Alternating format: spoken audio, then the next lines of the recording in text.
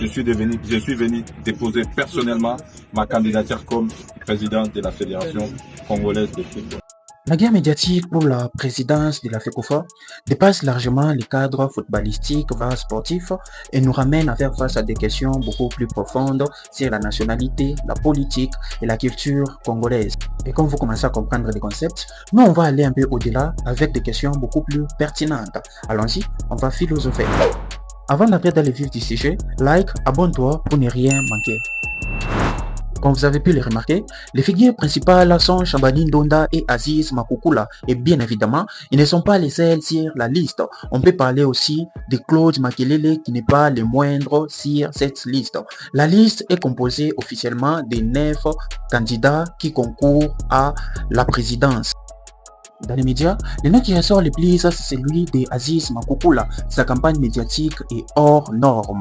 Problème, Aziz, c'est un binational. À son apogée, il avait choisi de représenter la Seleção de Portugal. Aziz Makoukoula fait face à un Mwanamboka Yakati. Chabani Ndonda n'est pas juste un joueur qui a représenté la RDC, c'est la légende au pays. Alors qu'il était convoité par beaucoup de pays en Europe, il était capitaine à Monaco. Il a choisi de représenter la RDC et la RDC à l'époque n'avait rien à envier. Beaucoup de binationaux refusaient de revenir au pays car il y avait beaucoup de désorganisation. Ndonda a pris le risque de représenter les Simba de la RDC et il est devenu la légende qu'il est aujourd'hui.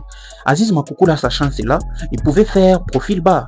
Mais non, à chaque sortie médiatique, il cherche systématiquement à humilier Chabani Ndonda. Et cela est inacceptable aux yeux du peuple.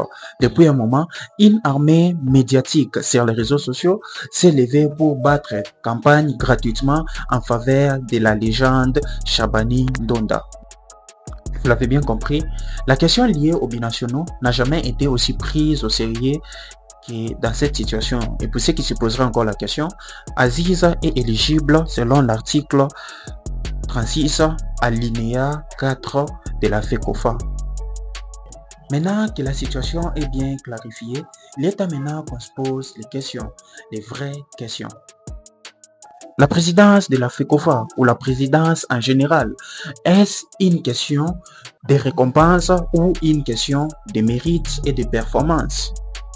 S'il s'avère qu'Aziz Makoukoula a plus de compétences que Chabani Ndonda, devons-nous quand même donner les volants à Chabani Ndonda pour son passé glorieux ou devons-nous privilégier le futur de notre football?